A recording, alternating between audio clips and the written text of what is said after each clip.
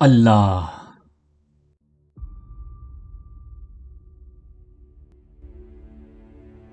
We all know Allah, God in any other language, without beginning, without end, and His many attributes that are meant for us to attain or aspire to.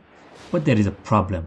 The Allah of the Quran has been lumped together with the other gods because some Muslims have, by their jahil actions in His name, given others the wrong impression of Him.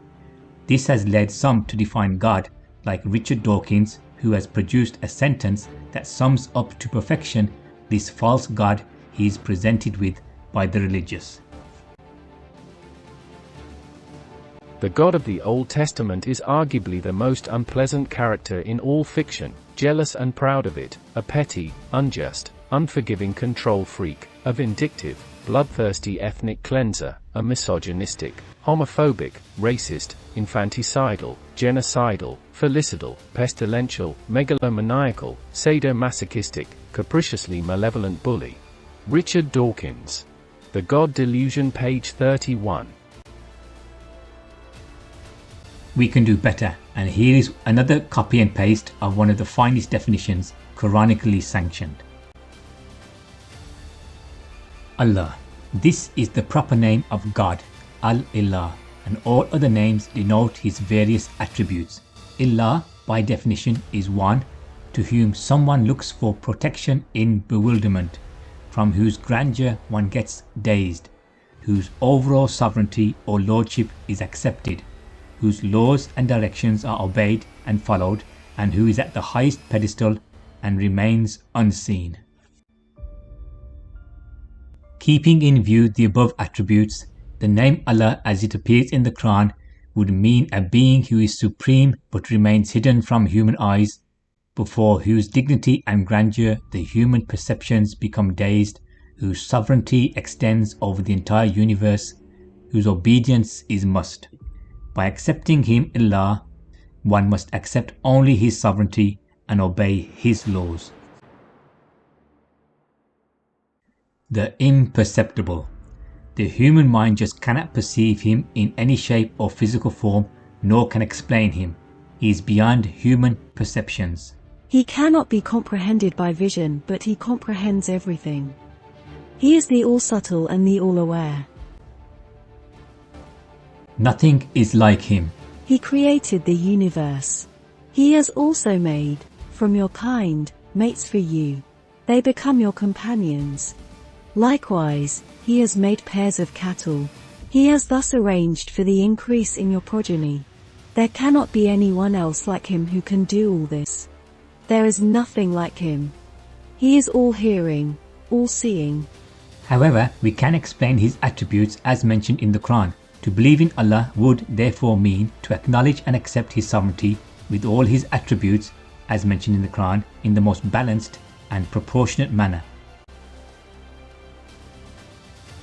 The real concept of Allah can only be perceived by explaining His attributes as narrated in the Quran, since only the Quran is exalted from the interplay of human thought. It is because of this reason that the Quran does not accept the existence of God which various people or tribes or religions have carved out of their own thoughts. The question then rises as to why is it necessary to have faith in Allah of the Quran. Almost all the psychologists and research scholars agree on one thing. A human being consists of a body and something we will label as soul. This soul or self is given to every individual in a latent or undeveloped form by Allah. The mission or object of a human being in this earthly life is to manifest and develop this self in such a way that even after death he is capable of entering into another higher, totally different phase of life and does not lag behind. To test or examine whether oneself is getting developed or not, he must have a model or a test before him, in absence of which he is likely to get astray, or worse, everyone could set his own standards. The supreme, the complete, the most balanced and infinite being to serve as a perfect model is Allah, whose attributes are called Asma'ul Husna. These Asma'ul Husna are spread over the pages of the Quran as glittering pearls, and man ought to incorporate them in his person to the extent of human limitations.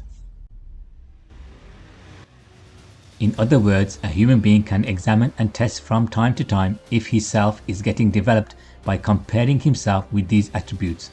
As a human body gets nourishment according to well-known physical laws, there also have to be some laws and values for the development of the self.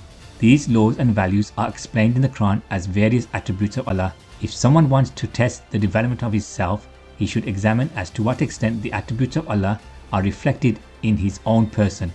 That is why it is necessary to have faith in Allah alone. There is a school of thought that says that Allah is a static word, which has not been derived from any other word, but others say that this word was actually Al-Illah that gradually became Allah. In the Noble Quran, the word Allah has been used to describe the identity of Almighty. Therefore Allah, the Illah in the Quran, is that lofty being which is hidden from human eyes, but compared to whose greatness human intellect and comprehension are quite disabled. He is the one who rules the entire universe and whose obedience is a must, and we can obey him only as per his dictates, which he has endowed us with through Wahi, revelation, and which is now capsuled safely in the Quran. As such, Atiullah would mean follow Allah's law. In the same way, whatever takes place in the universe takes place according to Allah's law. The world of metaphysics and this world too, Alam Amar, Alame Khalq, are ruled by this law. These laws have been made as He wished them to be, and they work under His control and authority. This is the Sunnat al-Allah, way of Allah, which undergoes no changes. The Quran is the sum of Allah's attributes, Allah's laws, Allah's orders, Allah's tact, Allah's guidance, etc. All His teachings have a central point, which is His oneness or Wadaniya, that is, to announce that nothing except Allah's rule is supreme in the universe. According to the Quran, the correct belief is that which is according to the requirements in the Quran. Those who believe in God according to their own interpretation are not believers as per the Quran. This is a very important point and must be clearly understood. God worship and virtuous actions is only right if done according to the Quran and not according to what different people, nation or religion thinking. These directions, tidings and warnings come from God, the one true God.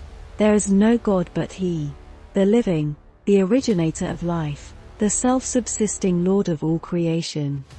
Neither slumber nor sleep overtakes Him. All that exists in the highs and the lows, in the heavens and earth, belongs to Him alone. Who can intercede in His court except by His leave, and then only in accordance with His laws? He knows what lies open before humans and what is hidden from them. His knowledge transcends time and space. No one can encompass a trace of His knowledge but through His laws. The throne of His supreme control extends over the highs and the lows. No fatigue touches Him as He benevolently guards His dominion and creation. He is the glorious, the supreme. Only.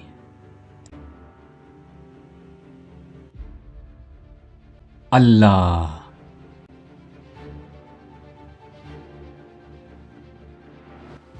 The Quran Unchained.